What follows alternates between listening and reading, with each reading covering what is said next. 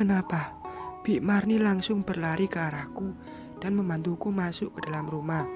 Setelah sampai di rumah, aku duduk di sofa ruang tamu, menarik napas dalam-dalam lalu mengembuskannya perlahan. Ini mbak, diminum airnya, ujar bibi memberikanku satu gelas air. Aku mengambil air itu dan meneguknya sedikit. Melihatku meringis, Mama dan Mas Raffi langsung menghampiriku dengan tergesa. "Kamu kontraksi?" tanya Mama mengusap perutku. "Iya." Tapi kok enggak lagi ya?" ujarku meraba-raba perut yang tadi terasa melilit. Mama dan Mas Raffi menatapku dengan bingung. Suamiku duduk di sampingku dengan tangan tidak lepas dari perutku yang besar. "Kamu ini gimana? Tadi bibi bilang kamu kontraksi, tapi enggak lagi. Yang benar yang mana?" Mas Raffi yang wajahnya panik mulai bersuara. "Iya mas, tadi saat di depan perutku sakit kok, tapi sekarang enggak lagi. Kok aneh ya ma?" Mama yang melihatku bingung malah tersenyum seraya melipat kedua tangannya di perut. Itu namanya kontraksi palsu. Biasanya hanya dirasakan beberapa detik saja. "Sudah, jangan terlalu dipikirkan," kata Mama. "Jangan jalan jauh-jauh, di sini saja." Aku mengangguk paham. Aku juga tidak lagi ingin tahu tentang bayi Mbak Lani. Mungkin ini yang membuatku kontraksi. Aku tidak boleh tahu dan tidak boleh melihat bayi dari tetanggaku itu. "Emang tadi kamu dari mana?" tanya Mas Raffi yang masih duduk bersamaku. "Dari depan rumah mas." Aku pun menceritakan apa yang aku dengar di luar tadi tentang Mbak Lani yang tidak mau menyusui bayinya. Aneh saja, seorang ibu tidak mau memberikan ASI untuk anaknya karena merasa jijik. Dan itu juga yang membuatku penasaran. Itu artinya Allah tidak mengizinkan kamu ikut campur sama urusan tetangga. Makanya dikasih sakit sebentar, biar kamu pulang dan mengurungkan niatmu, ujar Mas Raffi. "Tapi aku ingin tahu mas, katanya nih ya, bayinya memiliki tanda lahir hitam di bawah dagu, kayak aku gini. Aku dengar dari suaminya waktu itu." Aku menutup mulut mendengarkan kabar dari Mas Raffi. Jadi karena alasan itu yang membuat Mbak Lani mengatakan jijik. Kasihan sekali bayinya. Setelah merasakan kontraksi palsu tadi, aku memutuskan tidak keluar dari rumah. Aku memilih berjalan santai di dalam rumah, seraya menyiapkan beberapa perlengkapan lahiran. "Sayang, ini dimasukin gak?" Aku yang tengah memasukkan beberapa pakaian bayi langsung melirik ke arah suamiku itu. "Ih, mas, janganlah. Itu kan untuk yang udah gede. Masa bayi baru lahir mau pakai sepatu?" ujarku dengan kesal. Mas Raffi selalu saja membuatku jengkel akhir-akhir ini. Dia seperti anak kecil yang mencari perhatian ibunya. Sangat menyebalkan. Aduh, aku meringis saat perutku kembali terasa nyeri. Besar kemungkinan jika ini adalah kontraksi palsu seperti yang dikatakan Mama. Aku pun tidak memberitahukan ini pada Mas Raffi. Aku memilih diam seraya menarik napas agar perutku kembali seperti biasa. "Sayang, ini udah ya semuanya. Aku boleh ke bawah gak? Lupa kalau tadi Papa nyuruh Mas buat bersihin kolam ikan," ujar Mas Raffi menyimpan tas di sampingku. Aku menganggukkan kepala dengan senyum yang dipaksakan. Jujur, rasa sakit di perut masih terasa melilit. "Sayang, kamu baik-baik saja?" tanya Mas Raffi memegang pipiku. "Aku baik-baik saja, hanya pengen minum tapi airnya habis." Aku memperlihatkan botol yang kosong. Ya udah, aku ambilkan sebentar ya. Mas Raffi keluar dari kamar, sedangkan aku menikmati sakit yang datang terus-menerus di perutku. Rasa ingin buang air membuatku terpaksa harus ke kamar mandi. Dengan langkah kecil, aku pun meninggalkan ranjang dan masuk ke kamar mandi. Namun, aku sangat terkejut saat melihat ada noda dalam celana dalamku. Aku panik. Rasa takut tiba-tiba muncul seiring dengan rasa sakit di perut yang datang secara bertubi-tubi. Ini luar biasa sakitnya, membuatku susah untuk melangkah. "Mas," aku berteriak dengan suara yang tertahan. Gigiku menggigit bibir dengan kuat saat rasa nyeri itu datang kembali. Saat sakitnya hilang, aku menarik napas agar lebih bisa tenang. "Mas," teriakku lagi memanggil suamiku. "Sayang, kamu di kamar mandi." Aku sangat senang saat suara Mas Raffi datang mendekat. "Mas, tolongin aku, Mas. Perutku sakit. Ada yang keluar, Mas." Pintu kamar mandi terbuka. Suamiku langsung menghampiriku dan langsung menggendongku keluar. Ia membaringkan tubuhku di ranjang, sementara dia segera mengemasi perlengkapan yang tadi aku siapkan. "Sabar sayang, kita ke rumah sakit sekarang ya," ujarnya kembali ke arahku dan menggendong tubuhku lagi. Mas Raffi membawaku ke bawah dan disambut panik oleh Mama dan Bi Marni. Bibi mengambil peralatan yang masih ditinggal di lantai atas, lalu memberikannya kepada Mama. "Perutnya sudah sakit banget, Ra." Aku hanya mengangguk menjawab ucapan Mama. Aku tidak punya kekuatan untuk berkata dan hanya bisa meringis akibat merasakan sakit yang sangat nikmat ini. "Sebentar, aku ambil kunci dulu." Mas Raffi mendudukkanku di sofa. Ia pontang-panting mencari kunci mobil yang tiba-tiba hilang entah kemana. Rasanya campur aduk antara takut dan lucu. Melihat Mas Raffi dan Mama mencari kunci mobil membuatku ingin tertawa terbahak. Mereka sampai bertubrukan mencari benda kecil itu. Sedangkan rasa sakit ini membuatku semakin takut jika aku dan bayiku tidak segera tertolong. "Di mana Raffi?" "Tidak ada di sini," ujar Mama berteriak kepada anaknya. Mas, yang ada aja. Mobil yang mana aja, Mas? Aku udah gak kuat," ujarku menarik kaos yang dipakai Mas Raffi. "Iya sayang, iya. Sabar ya." Mas Raffi keluar dari rumah, sepertinya mencari Pak Tarmin. Namun wajahnya sangat kusut saat kembali masuk.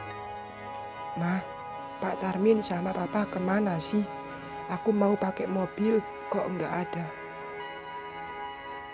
"Mas, jangan teriak," ujarku yang kaget melihat suamiku berteriak kepada ibunya. "Papa sama Pak Tarmin keluar, katanya mau beli pakan ikan. Mama kira pakai mobil Papa." Mas Raffi mengusap wajahnya dengan frustasi. Ia begitu khawatir padaku yang terus meringis menahan sakit. "Pakai mobil Papa saja, Vi. Mama ambil dulu kuncinya." Mama pergi ke kamarnya, lalu kembali dengan kunci mobil di tangannya. Mas Raffi segera memasukkan barang bawaan kami terlebih dahulu, kemudian membawaku. Mama pun ikut serta untuk menemaniku di belakang. Sedari Mas Raffi, ia di depan seorang diri. "Tenang ya, Ra, tarik napas dan keluarkan perlahan," ujar Mama memberikan instruksi. Aku pun melakukan apa yang Mama katakan. Semakin aku mencoba untuk tenang, semakin kencang dan sering sakit kurasakan. Rasanya sungguh luar biasa. Seketika aku langsung teringat pada ibu. Wanita yang telah melahirkanku itu pasti merasakan hal yang sama sewaktu dulu. Raffi, cepetan, malah berhenti, ujar mama menepuk pundak suamiku. Macet ini, nggak bisa lewat. Aku melihat sekitar dan ternyata jalanan sangat padat. Keringat sudah membanjiri tubuhku. Rasa panas di bokong membuatku ingin membaringkan tubuh. Mah, Raya ingin tiduran, ucapku. Boleh, sini kepalanya ke mama aja. Beberapa saat aku meringkuk, tapi rasanya posisi itu sudah tidak nyaman lagi. Aku kembali bangun dan memilih untuk menyandarkan punggung pada sandaran kursi. Sepanjang perjalanan ke rumah sakit, aku tidak henti-hentinya melafalkan asma Allah. Segala doa yang aku bisa, aku ucapkan, termasuk doa sebelum makan. Meskipun aku salah doa, tapi aku tidak peduli. Aku hanya ingin menyebut nama Allah dari setiap kata yang aku ucapkan. Tenang ya sayang, sebentar lagi kita sampai, ujar Mas Raffi yang masih fokus pada jalanan. Alhamdulillah, kita sudah sampai di rumah sakit. Mama mengusap keningku yang berkeringat akibat menahan sakit. Saat Mas Raffi menghentikan mobilku, tiba-tiba rasa ingin buang air besar membuatku mengejen dengan tiba-tiba. Sontak saja itu membuat mama kaget dan menyuruh Mas Raffi untuk segera memanggil dokter. Aku sudah tidak kuat berdiri lagi. Aku bersandar pada mama dengan kaki yang... Ya Allah, kenapa di sini? Mbak Kinanti datang dengan wajah paniknya. Tidak ada waktu, Kinan. Biarkan saja dia. Di mana nyamannya dia? Raya sudah ngejen. Mbak Kinan tidak berucap lagi. Dia memberikan apa-apa padaku dan aku mengikuti setiap arahan dia. Dengan begitu sabar dan telaten, dokter itu membantuku mencari posisi paling nyaman agar aku bisa melahirkan dengan lancar. Beberapa kali aku mengejen, tapi hasilnya bayiku belum mau keluar. Keringat sudah bercucuran. Kulihat wajah Mbak Kinan pun sudah banjir dengan keringat. Aduh Mbak, aku mulai merasa menyerah. Shh, jangan bersuara. Kalau kamu banyak bicara, tenagamu untuk mengejen akan sedikit. Diam dan lakukan seperti tadi. Tarik napas dan alhamdulillah, seruan mama dan Mas Raffi saat suara bayi menangis terdengar begitu kencang. Aku terkulai lemas.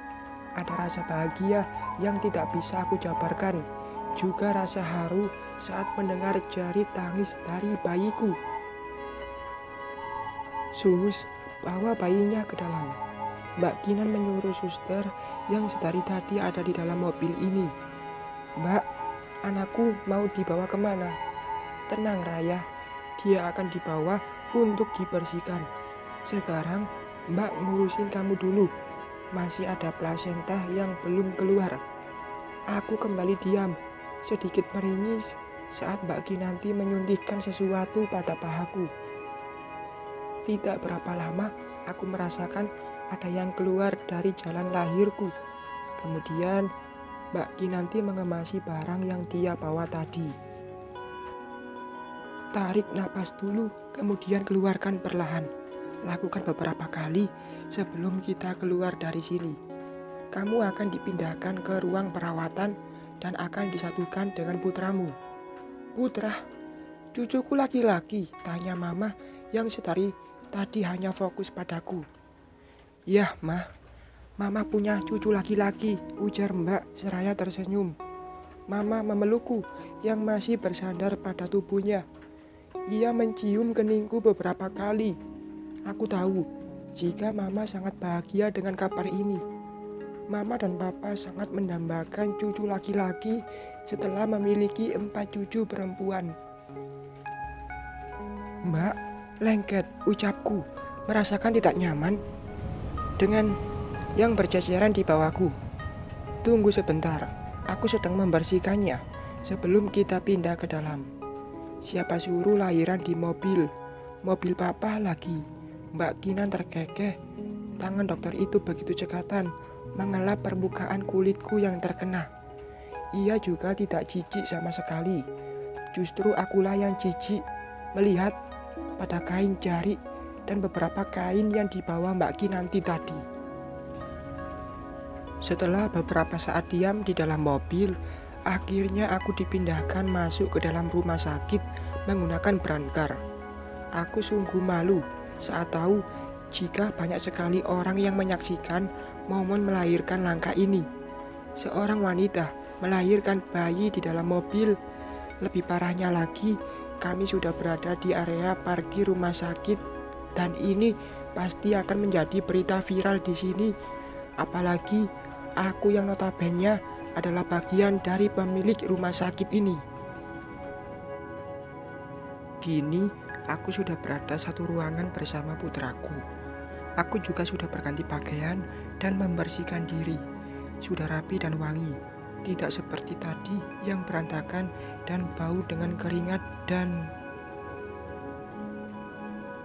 Hade, Mbak boleh ketawa gak sekarang? Ketawa aja Mbak, ujar Mas Raffi pada Mbak Kinanti. Wanita itu pun langsung terbahak dengan lepasnya, sampai matanya berair. Aku hanya mendelikkan mata karena malu. Pasti sebenarnya Mbak Kinanti menertawakanku yang melahirkan tidak pada tempatnya. Bukan hanya Mbak Kinanti yang ada di ruangan penuh balon dan hiasan ini. Ada juga Mbak Saida dan Mbak Cindy yang langsung datang saat diberi kabar aku sudah melahirkan.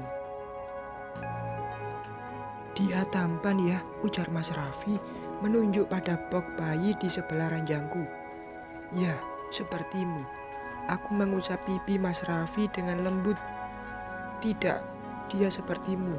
Lihatlah, kulitnya putih dan mulus. Tidak ada tanda lahir di wajahnya. Terima kasih sudah melahirkan bayi tampan itu. Sebuah pelukan diberikan Mas Raffi. Dia begitu bahagia saat mengetahui jika anak kita tidak memiliki tanda lahir seperti dia. Akhirnya aku bisa membuktikan kepada semua orang jika ternyata tanda lahir itu tidak menurun dan tidak akan menular. Semua atas kehendak Allah, kebesaran Allah dengan kuasanya. Mana bayi nakal itu? Papa ingin melihatnya. Seorang pria berusia 60 tahun datang dan langsung menghampiri box bayi. Ditatapnya putraku, kemudian tangannya terulur, mengusap pipi mungil yang tengah terlelap. Papa ingin menggendongnya, tanya Mbak Kinanti menghampiri Papa. Ayolah Bu Dokter, berikan dia padaku. Aku ingin menggendong cucuku, ujar Papa, membuatku ingin tertawa. Papa tahu tidak jenis kelamin dari cucu Papa yang satu ini? Mbak Kinanti kembali bertanya. Aku dan Mas Raffi hanya menonton percakapan antara ayah dan anak itu, seperti sebuah film dalam serial televisi. Laki-laki, Mbak Kinanti berucap setengah berbisik. Mata Papa berbinar. Ia menyikap selimut dari bayiku dan mengecek kebenaran atas apa yang dikatakan putrinya. Alhamdulillah, seru Papa seraya mengangkat putraku untuk digendongnya. Dasar bayi nakal, tidak menghargai usaha orang tua. Opanya membuat rumah sakit untuk kesejahteraan anak cucunya, ini malah merojol di dalam mobil. Hade, bikin geger, ujarnya lagi membuat kami semua tertawa. Aku menutup wajah dengan kedua tangan. Demi Tuhan, aku malu jika membahas tentang lahiran di dalam mobil. Itu bukan inginku, tapi mau gimana lagi? Itu sudah jalannya. Kayaknya itu tanda depah, ujar Mas Rafa yang baru saja datang. Tanda apa? Papa terlihat kebingungan. Tanda kalau bayinya pengen dihadiahi alpatnya Papa, celetuk Mas Dafa. Papa terdiam sejenak, lalu pandangannya kembali menatap wajah putraku yang terlelap di gendongan Papa. Kami semua yang ada di ruangan ini diam, ingin tahu jawaban apa yang akan Papa berikan atas ucapan Mas Dafa tadi. Kasih gak, Pak? Kasihlah, cucu laki-laki kan. Mas Raffi ikut menggoda Papa. Papa menarik napas, lalu kemudian dia menyimpan bayiku di tempatnya semula, sambil membelai pipi putraku. Papa mengatakan sesuatu yang membuat kami membulatkan mata. 1 alpat buat kamu, tapi jangan yang itu. Itu terlalu bersejarah. 40 hari kamu lahir, alpat sudah ada di rumah. Yakin, Pak? Tanya Mama tidak percaya. Papa mengedikkan bahu seraya menghampiri wanitanya. Ia memeluk Mama dengan sayang, lalu mengecup keningnya singkat. Aku dan Mas Raffi saling pandang, merasa tidak percaya dengan apa yang dikatakan Papa. Entah benar atau tidak, aku tidak ingin terlalu berharap. Disayangi saja, aku sudah bersyukur. Tidak perlu hadiah mewah, apalagi jika nanti malah membuat yang lainnya merasa Papa pilih kasih. Ngomong-ngomong, namanya siapa? Papa kembali bersuara. Mas Raffi melihatku sekilas, lalu dia mengambil tanganku dan digenggamnya. Namanya Rayyan Alfarisi Pramono. Kami sebagai orang tua berharap nama itu akan membawa kebahagiaan dan keberuntungan untuk putra kami. Semoga banyak orang yang sayang pada dia dan sebaliknya. Dia pun menyayangi orang lain tanpa melihat kasta dan perbedaan. Amin, ucap kami serempak. Nama adalah doa. Aku berharap setiap orang yang menyebut nama putra kami itu menjadi doa yang akan sampai ke langit ketujuh. Diaminkan malaikat dan dikabulkan Allah. Doa setiap orang tua kepada putra-putrinya tidak pernah buruk. Begitupun dengan doaku kepada putra pertamaku, seperti mata air yang jernih. Doa kami pun akan selalu mengalir tiada henti. Bersambung.